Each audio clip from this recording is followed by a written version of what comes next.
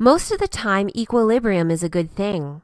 After all, it is nothing more than a point of agreement between producers and suppliers. However, sometimes it is for the greater good to impose limits on prices. This is most often done to protect the particularly vulnerable in society, but limits have also been used by a surprising number of firms. These limits come in the form of price ceilings and price floors.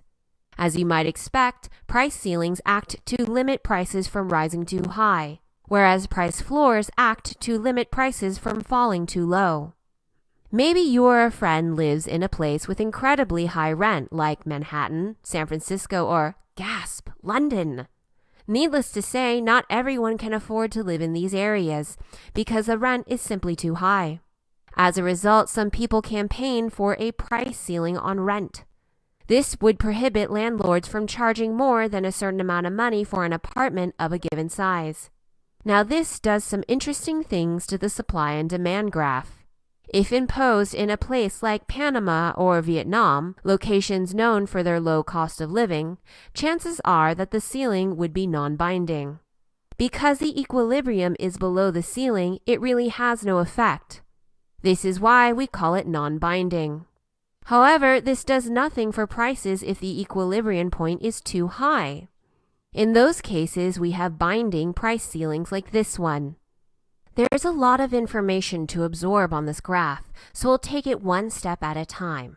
Oh, and don't get worried about the fact that the ceiling is suddenly beneath all the action. That is exactly where it belongs. First of all, notice that the market price is lower on the graph than the free market equilibrium. This is the ceiling having an effect on prices. Also, look at the surpluses. Notice that the consumer surplus is much larger than the producer surplus. This is because ceilings are largely designed to benefit consumers. This means that the consumers are getting a much better deal than the producers are. Also, for now, we're going to ignore the deadweight loss, but we'll come back to it later in this lesson. Just remember that it's there. However, the most important thing on this graph is that chunk of excess demand. This is because there are suddenly many more people wanting to rent houses, and many fewer landlords wanting to rent them. Because of this, there are often large waiting lists in areas with housing ceilings. Just as some places have rent ceilings to help the poor, many more have wage floors to help them. However, you probably never heard the term wage floor, but I guarantee you've heard the phrase minimum wage. That said, a minimum wage is nothing more than a floor on the price of labor. In this instance, it's important to remember that the workers are the producers, whereas firms are consumers. After all, workers are producing the work, and the firms are consuming it. Wages are nothing more than a price of work. Like ceilings, price floors can be ineffective, as this image shows. After all, in many places, it's hard to find people to work for less than minimum wage, even if a company tried. However, in many places, minimum wage laws do create an effective price floor. Again, don't be confused by the fact that the floor is suddenly above the equilibrium point. Now, this graph doesn't have as much going on as the previous one, so let's see if you remember where everything is. The most important aspect is already labeled as surplus, and this is the fact that by paying a wage above market equilibrium, suddenly more people are going to want to work than before. But that's enough help from me. Where are the surpluses? If you guess that the consumer surplus is between the price axis, the green dotted line, and the red demand line, you would be correct. Not that it is much smaller than the producer surplus, which is between the green dotted line, the price axis, the red dotted line, and the blue supply curve. Again, producers in this case, people who provide work, benefit greatly from price floors. But what about that other term, deadweight loss? I know I told you to ignore it, but do you at least remember where to find it?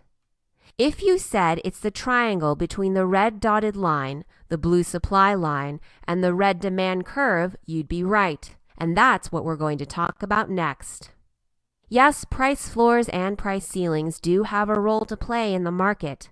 However, that doesn't mean that they are efficient. In fact, we can graph and measure the inefficiency that they create.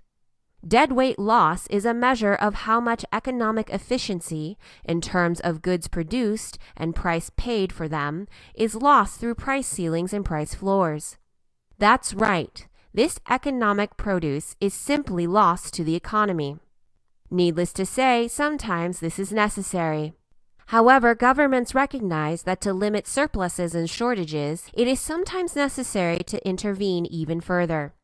In the example about rent ceilings, some jurisdictions make payments directly to landlords to offset the difference between the ceiling price and the market equilibrium price.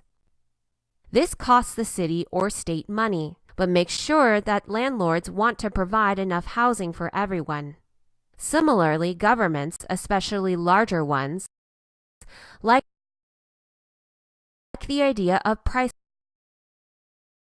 floors on foodstuffs.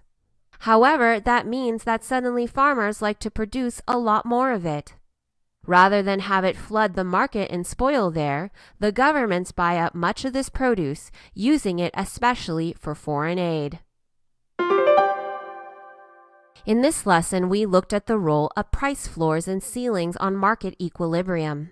We saw how price ceilings act to limit prices, but often cause a shortage due to the market not being at equilibrium.